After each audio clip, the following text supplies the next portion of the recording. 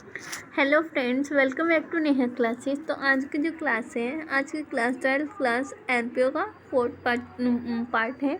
तो आज का जो टॉपिक है फंड बेस्ड अकाउंटिंग। तो स्टार्ट करते हैं। फ्रेंड्स, मेरी वीडियो को लाइक शेयर एंड सब्सक्राइब जरूर कर दिया करो, जिससे मैं यूट्यूब पे भी क्लास ले सकूँ। तो स्टार्ट करते हैं आज की क्लास फंड बेस्ड अकाउंटिंग। तो when donation or fund received and set aside for a specific purpose are credited to a separate fund account। तो फंड बेस्ड अकाउंट में क्या है, पहले हमें कोई डोनेशन देता है, ये फंड रिसीव्ड होता है। हमें जो भी हमारे डोनेशन और फंड्स होते हैं, ये दो प्रकार के होते हैं, एक तो स्पेसिफिक और एक जर्नल होता है। जर्नल में क्या होता है, हमने डोनेट कर दिया किसी भी पर्पस के लिए, नहीं किसी भी जो स्पेसिफिक पर्पस होता है वो नहीं सीधा किसी भी काम में यूज़ कर सकते हो। और जो हमारा स्पेसिफिक पर्पस हो जाता है, तो उसमें क्या होता है, जो उन्होंने कह दिया उन्हीं के ही काम पर हम इन्वेस्ट करेंगे। जैसे हमें डोनेशन दिया है कि जो है आप मैच फंड के लिए ही करो, तो हम मैच फंड में ही वो जो डोनेशन दिया जाएगा उसका यूज़ हम मैच फंड में ही करेंगे। अगर प्राइज फंड के लिए बोलोगे तो प्राइज फंड के लिए ही करेंगे। अगर टूर्नामेंट करवाने के लिए दिया तो टूर्नामेंट में ही करवाएंगे। बिल्डिंग बनवाने के लिए दिया है तो बिल्डिंग बनवाने में ही उनका काम करेंगे। तो जो हमारा स्पेसिफिक फंड होता है, ये एक किसी मेन पर्पस के लिए दिया जाता है और उसी काम में लगाया जाता है। तो स्टार्ट करते हैं। When donation or fund received and set aside for a specific purpose are credited to a separate fund account। जो हमारा डोनेशन और फंड रिसीव होता है उसको हम एक जो स्पेसिफिक पर्पस के लिए होता है उसको हम क्रेडिट कर देते हैं एक सेपरेट फंड अकाउंट में। जैसे fund based account, match fund, tournament fund, building fund etcetera, and also in the liability side of the balance sheet. जितनी भी हमारी जो फंड होते हैं हमारे स्पेसिफिक पर्पस के लिए है, वो हमारे लिए क्या है, हमारी लाइबिलिटी शो करता है। तो इसको हम बैलेंस शीट के लाइबिलिटी साइड में ये दिखाते हैं। Income from this fund are credit plus होगा एंड एक्सपेंस और payment out of this fund are debit minus होगा। इसमें इसका कहने का मतलब क्या है, जो भी हमें इनकम मिलेगी उसको हम क्या करेंगे, प्लस करेंगे, और जो भी एक्सपेंस और पेमेंट होगा हमारा उसको हम डेबिट माइनस करेंगे। When accounting is done on such basis is now as fund based account. और इन सब की जो भी हम अकाउंटिंग करेंगे ये हमारा फंड बेस्ड अकाउंटिंग कहलाता है। तो अब इसमें देखिए, जैसे match fund, prize fund, tournament fund, building fund etcetera हैं, ये हमारे लिए क्या लाइबिलिटी है। तो हम बैलेंस शीट की लाइबिलिटी साइड इसको लिखते हैं ओपनिंग मैच फंड, ठीक है। और उसमें हम जो भी हमारा इनकम होता है, अगर हमें इनकम हुआ तो हम उसको ऐड कर देते हैं। इनकम हो गया, डोनेशन हो गया। अगर हमें इंटरेस्ट मिल रहा है, interest from match fund investment, तो हम उसको माइनस करेंगे। और मैच एक्सपेंसेस हुआ है तो एक्सपेंस को हम माइनस करेंगे। ओके, तो उसके बाद जो हमारा है ये हमारा फिगर निकल जाएगा। अगर हमारा नेगेटिव यहाँ पर आता है,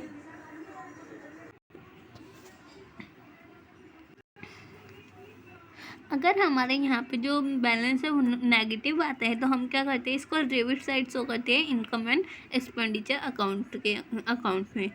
और एक और बात देखने वाली है, there is nothing to do with match fund investment in above calculation. जो हमारे मैच फंड इन्वेस्टमेंट होता है, हम कहीं पर इन्वेस्ट कर देते हैं। मान लो हमें जो डोनेशन दी गई थी, फंड दिया गया था बिल्डिंग के लिए, एक स्पेसिफिक पर्पस के लिए, ठीक है।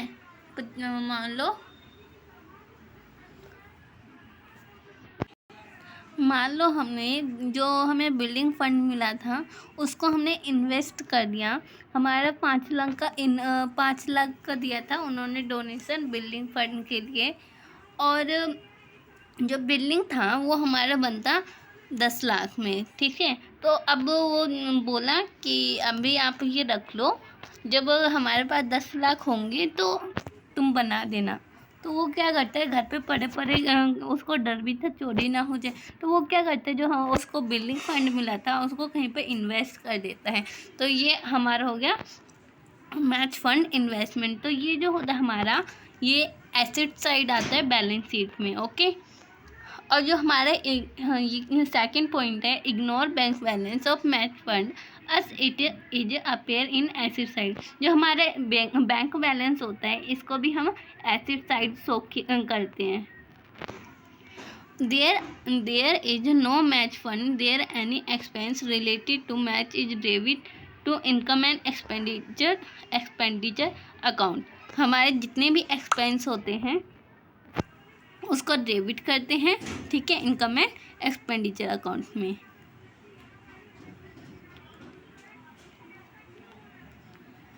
अब हमारा नेक्स्ट है इनकम एंड एक्सपेंडिचर अकाउंट। तो income and expenditure account prepare on accrual basis. Accrual basis का मतलब क्या है, ये 11th क्लास में आपने पढ़ा होगा कि एक्रूअल बेसिस का मतलब क्या होता है, हमारी जितनी भी करंट अमाउंट है वो निकालना होता है। तो इसमें जो हमारी जितनी भी आउटस्टैंडिंग रेंट होती है उसको प्लस करते हैं, प्रीपेड होता है उसको माइनस करते हैं। तो उसका जो करंट अमाउंट होता है वही हमारा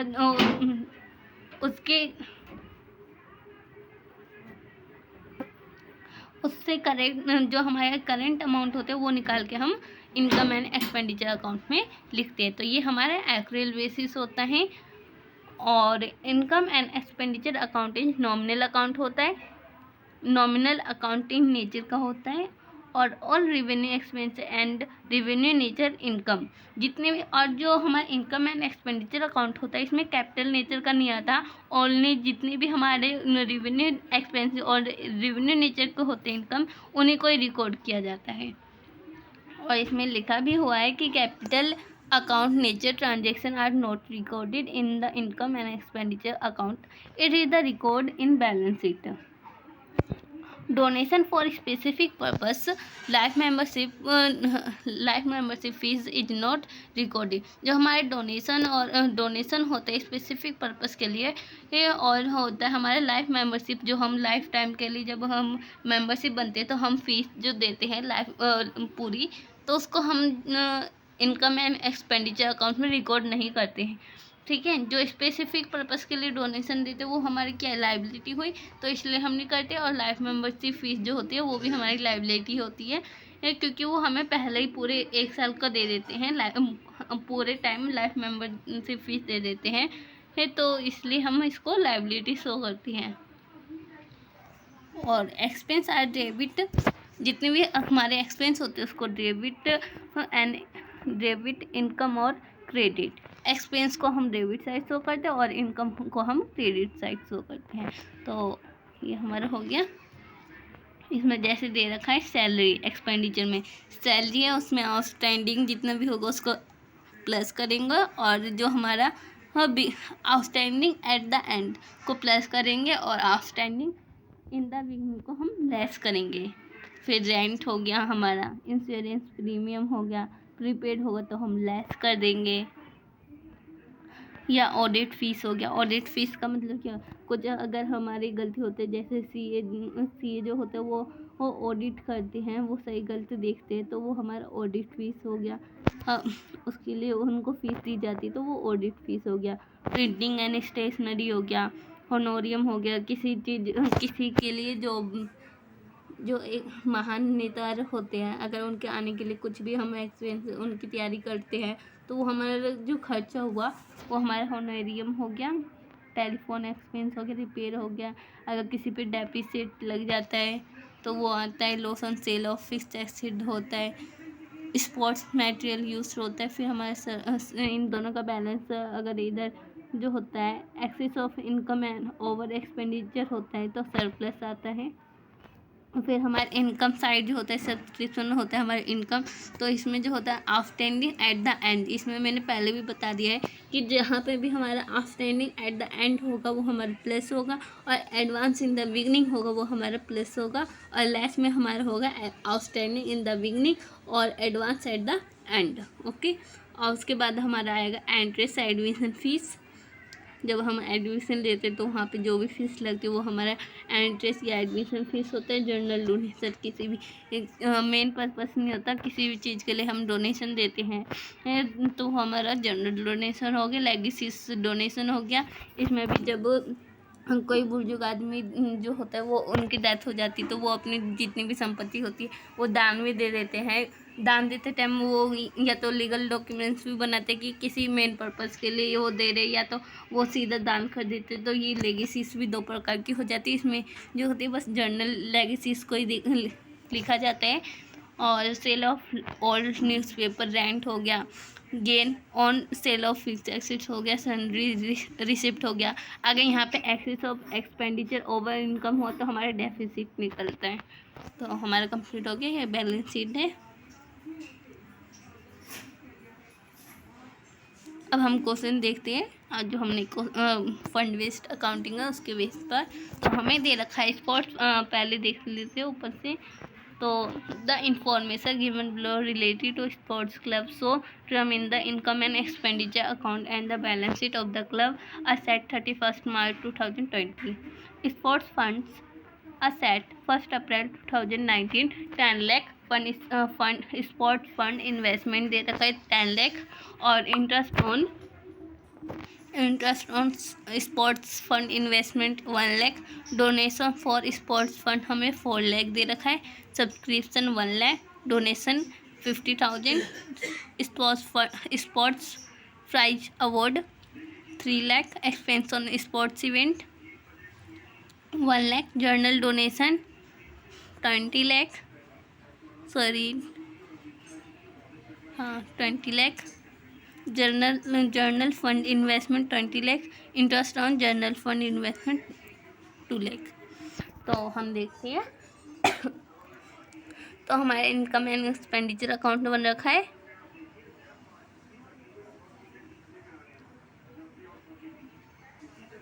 यहाँ पर दे रखा है हमारा इनकम एंड एक्सपेंडिचर अकाउंट, ठीक है। और हमारे दे रखा है बैलेंस शीट। अब हम देखते हैं लाइन वाइज। पहले हमें क्या दे रखा है यहाँ पे स्पोर्ट्स फंड्स और जर्नल फंड। तो हम पहले यहाँ पे लिख लिए जर्नल फंड हमारा कितना है। जर्नल फंड है हमारा 20 लाख।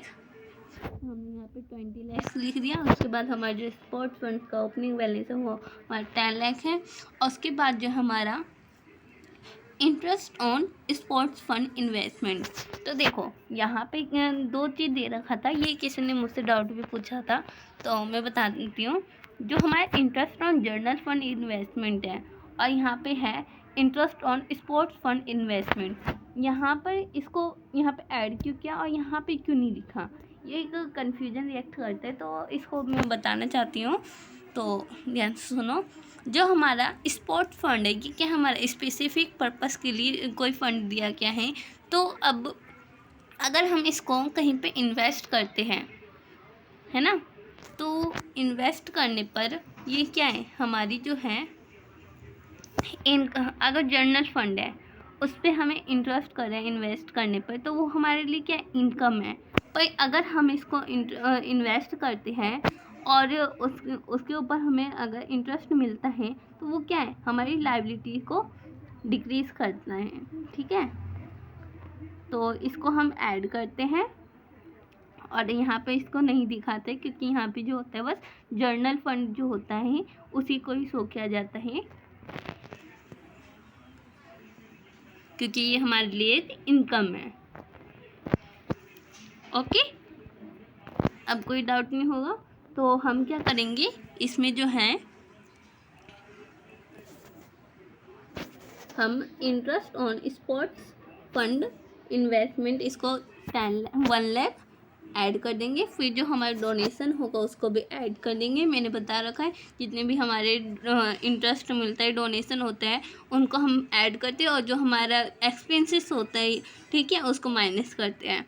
तो और उसके बाद हम स्पोर्ट्स प्राइज अवार्ड जो होगा वो माइनस होगा और एक्सपेंसेस हमारा माइनस होगा। और जो स्पोर्ट्स फंड इन्वेस्टमेंट होगा ये भी मैंने पहले ही बता दिया है कि जो हमारा इन्वेस्टमेंट होगा उसको हम एसेट साइड शो करते हैं। तो स्पोर्ट्स फंड इन्वेस्टमेंट 10 लाख और जनरल फंड इन्वेस्टमेंट 20 लाख, इसको हम शो कर देंगे। अगर यहाँ पर बुक वैल्यू बैंक बैलेंस भी लिखा होता तो हम एसेट साइड ही शो करते हैं। Okay done. और इसमें हमारा सब्सक्रिप्शन था यहाँ पर, सब्सक्रिप्शन और डोनेशन, तो इसको हमने यहाँ पे शो कर दिया। सब्सक्रिप्शन हमारा 1 लाख और डोनेशन 50,000, और ये तो हमने बता ही दिया कि interest on general fund 2 lakh है। Okay done. अब जो है हमारा नेक्स्ट एक फुल फ्लेश्ड क्वेश्चन देखते हैं। ठीक है, अब देखो इसमें क्या है, from the following particulars related to Ramakrishna mission charitable hospital prepare income and expenditure account for the year ended 31 March 2020 and balance sheet as at the date. अब हमें रिसिप्ट एंड पेमेंट अकाउंट दे रखा है और हमें इनकम एंड एक्सपेंडिचर अकाउंट बनाना है। ठीक है, और हमें बैलेंस शीट भी बनानी है। तो देखो पहले एडजस्टमेंट देख लेते हैं। इसमें क्या दे रखा है, एडिशनल इंफॉर्मेशन में सब्सक्रिप्शन ड्यू, ओपनिंग और क्लोजिंग बैलेंस दे रखा है। ठीक है, फिर सब्सक्रिप्शन रिसीव्ड इन एडवांस दे रखा है, स्टॉक ऑफ मेडिसिन दे रखा है, और वेट। तो स्टार्ट करते हैं। जो हमारे उसके बाद है स्टॉक ऑफ मेडिसिन, उसके बाद जो हमारा एस्टिमेटेड वैल्यू ऑफ इक्विपमेंट और बिल्डिंग कॉस्ट लेस डेप्रिसिएशन दे रखा है, ओपनिंग एंड क्लोजिंग बैलेंस। और जो हमारा रिसिप्ट एंड पेमेंट है, इसमें कैश इन हैंड दे रखा है, subscription, donation, interest on investment, proceeds from charity show, buy medicine, doctor's honorarium, salary, printing expense, equipment, expense on charity show, cash in hand. ठीक है, 2020 दे रखा है। तो स्टार्ट करते हैं। सबसे पहले जो हमारे सब्सक्रिप्शन है उसको हम देखते हैं। तो हमारे जो क्वेश्चन में दे रखा है सब्सक्रिप्शन,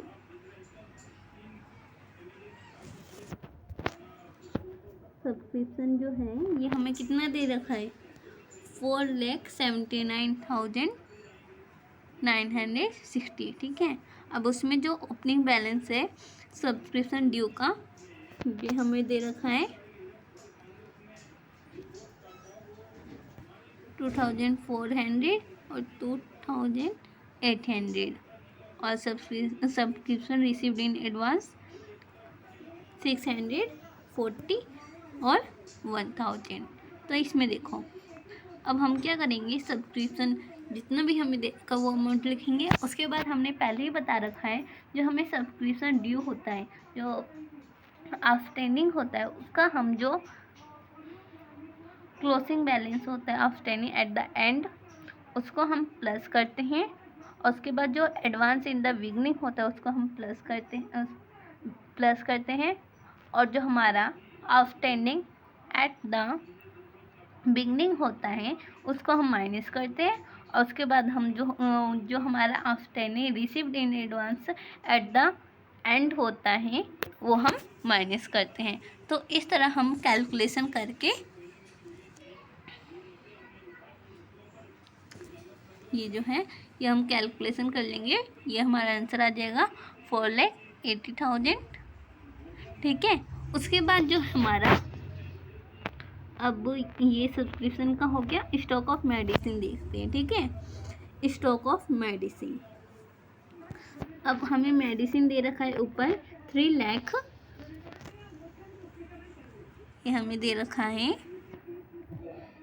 मेडिसिन 3,05,900। ठीक है, तो अब नीचे क्या एडजस्टमेंट में लिख रखा है कि जो ओपनिंग बैलेंस है 88,100 है और क्लोजिंग जो है 97,400 है। ठीक है, तो देखो जो हमारा मेडिसिन है, अब इसमें मैंने पहले भी वो कंज्यूम वाला था, मेडिसिन कंज्यूम वाला, उसमें हमने पढ़ा था।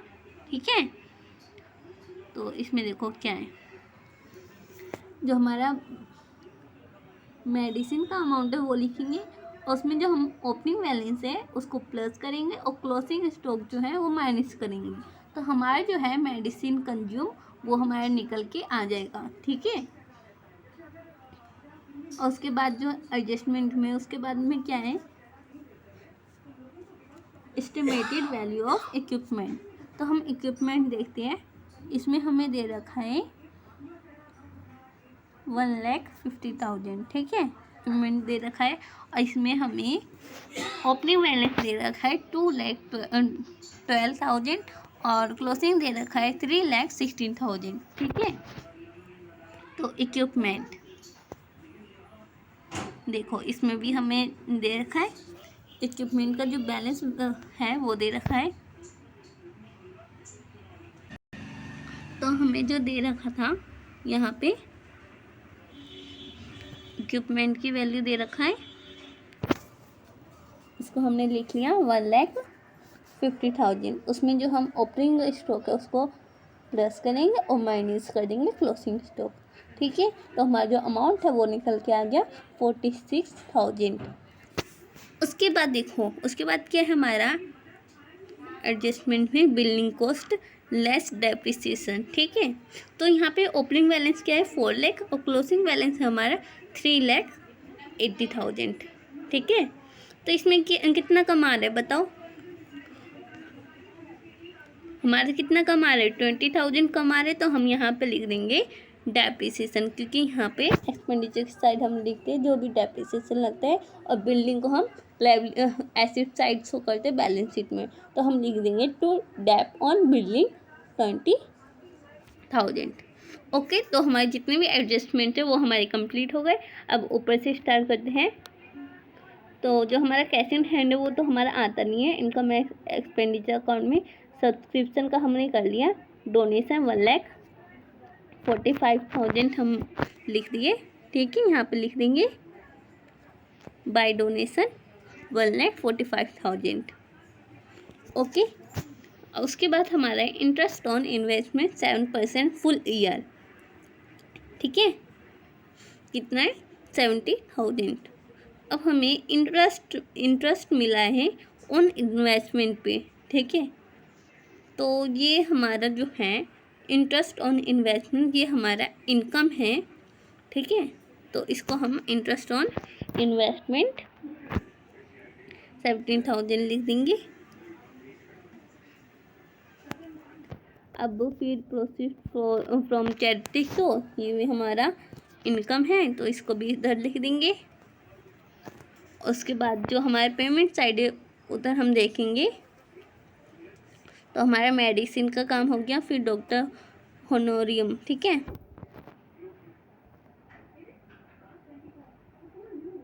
इसको भी हम, ये हमारा एक्सपेंडिचर है, डॉक्टर के लिए स्वागत के लिए हमने 90,000 खर्च किया, तो वो हमारे एक्सपेंडिचर साइड आएगा। फिर सैलरी हमने लिख दिया, सैलरी भी हमारा एक्सपेंडिचर है। फिर प्रिंटिंग एक्सपेंस, और उसके बाद इक्विपमेंट का भी काम हो गया। Expense on charity show, expense on charity show. ठीक है,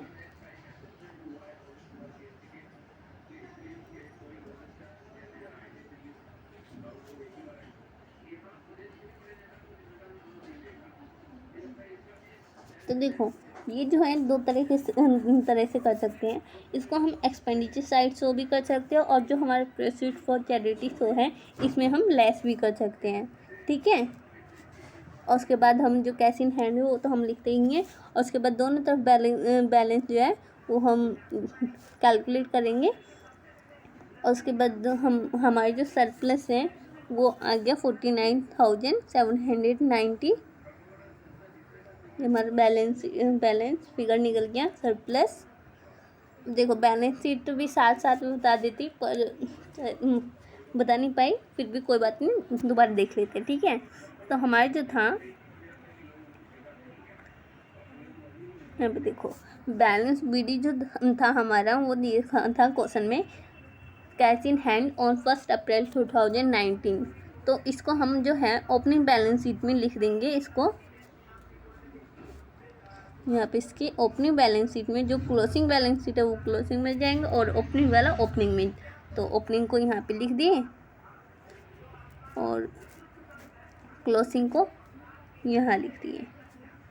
ठीक है, अब जो हमारा ओपनिंग का सब्सक्रिप्शन ड्यू है, आउटस्टैंडिंग है, उसको ओपनिंग का ओपनिंग में लिख देंगे और क्लोजिंग का क्लोजिंग में। और जो हमारा एडवांस सब्सक्रिप्शन दे रखा है ओपनिंग का वो ओपनिंग बैलेंस में, और जो हमें एडवांस सब्सक्रिप्शन दे रखा है क्लोजिंग में तो उसको क्लोजिंग में। और फिर स्टॉक ऑफ मेडिसिन की जो वैल्यू है हमारा ओपनिंग और क्लोजिंग उसको लिख देंगे, ओपनिंग का ओपनिंग में, क्लोजिंग का क्लोजिंग में। इक्विपमेंट भी दे रखा है हमें तो उसका भी बैलेंस लिख देंगे। और बिल्डिंग भी हमें दे रखा है कि जो हमारा ओपनिंग बैलेंस था 4 लाख और जो क्लोजिंग बैलेंस था वो 3,80,000। ठीक है, तो इसके ये भी कर लेंगे। अब जो हमारा इन्वेस्टमेंट था, ठीक है, अब यहाँ तुमने उसमें पढ़ा था यहाँ पे जो हमारा इंटरेस्ट ऑन इन्वेस्टमेंट है 7% फुल ईयर का है 70,000। ठीक है, तो अब इन्वेस्टमेंट कितने का होगा यहाँ पे तो हमें शो करना होगा ना, यहाँ पे हमें शो करना होगा कि इन्वेस्टमेंट कितना था, दोनों फुल ईयर बोले ना, तो ओपनिंग और क्लोजिंग दोनों में आएगा। तो हम कैसे कैलकुलेट करेंगे, देखो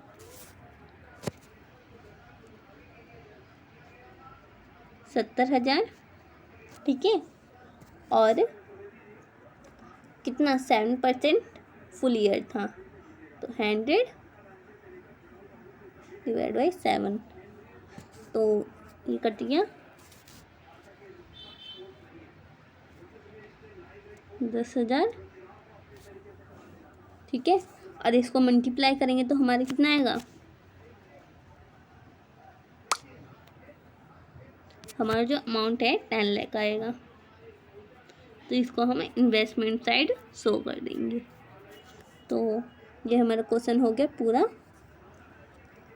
तो अच्छे से समझ में आ गया होगा। Thanks for watching my video, और इस वीडियो को ज़्यादा से ज़्यादा शेयर करना। और जो ये PDF है मैं जो मेरा टेलीग्राम चैनल है वहाँ पे मैं सेंड कर चुकी हूँ। तो जितने भी हमारे फ्रेंड्स हैं, जितने भी 12th क्लास के हैं, तो वो सब मेरा टेलीग्राम चैनल ज्वाइन कर लेना, और वहाँ पे सारे नोट्स प्रोवाइड कर रखी हूँ। Thanks for watching my video, like share and subscribe कर देना।